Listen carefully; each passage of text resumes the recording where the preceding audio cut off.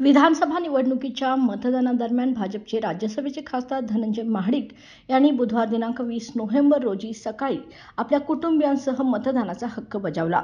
महाडिक कुटुंबियांसोबत सकाळी लवकरच मतदान केंद्रावर दाखल झाले होते। यावेळी ते आपली पत्नी, मुलगा पृथ्वीराज महाडिक व विश्वराज महाडिक याशिवाय इतर कुटुंबियांसह उपस्थित होते। यावेळी त्यांनी महाविकास आघाडीवर ताशेरे ओढत महायुतीला संपूर्ण महाराष्ट्रात चांगला प्रतिसाद मिळत असल्याचेही वक्तव्य केलं। मी आज माझ्या संपूर्ण परिवारासह कोल्हापूर दक्षिण मतदारसंघामध्ये मतदान करून आलेलो आहे। लोकांच्यामध्ये प्रचंड उत्साह आहे। गेले 8 दिवस नाही, गेले 1 महिना प्रचार सुरू आहे। जिल्ह्यामध्ये सुरू आहे, राज्यामध्ये सुरू आहे। राज्यामध्ये लोकांच्यामध्ये प्रचंड उत्साह आहे महायुतीचं सरकार पुन्हा आणण्याच्या दृष्टिकोनातून। आपण पाहिलं लोकांनी गेल्या 5 वर्षामध्ये 2019 ते 24 पहिले 2.5 वर्ष महाविकास आघाडीचं सरकार पाहिलेलं आहे आणि नंतरचे 2.5 वर्ष आमचं महायुतीचं सरकारसुद्धा महाराष्ट्रातल्या जनतेने पाहिलं।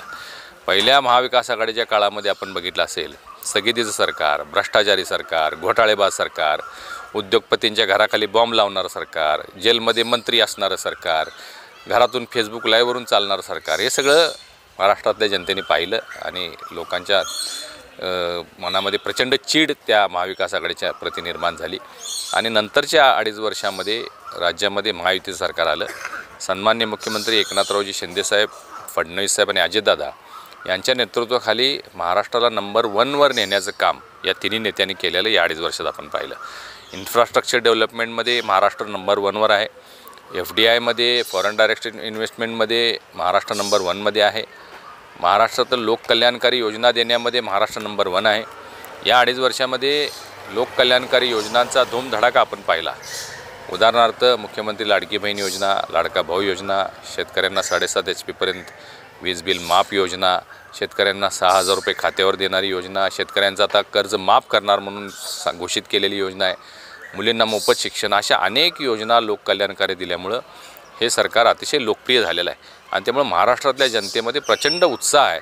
तो उत्साह आपल्याला सगळ्या मतदान केंद्रावर पाहायला मिळतो आणि राज्यामध्ये 23 तारखेला महायुतीचं सरकार बनेल असा मला विश्वास आहे। काल साहेब जे प्रकरण विनोद तावडेंच्या बाबतीत झाले त्याचं महाविकास आघाडीतून भांडवल केलं जाते, त्याबद्दल काय? हे पहा, तावडे साहेब आमचे राष्ट्रीय नेते आहेत, राष्ट्रीय महासचिव आहेत।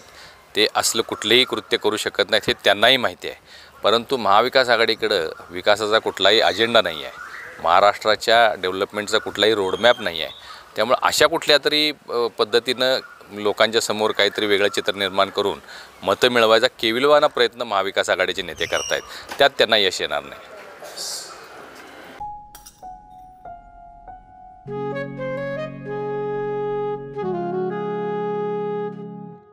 बाबा, आज येताना बासुंदी घेऊन या ना।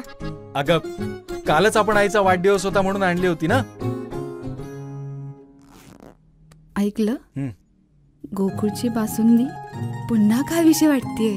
खरं सांगू, मलाही खावीशी वाटतेय। पुन्हा पुन्हा खावीशी वाटणारी गोकुळ बासुंदी।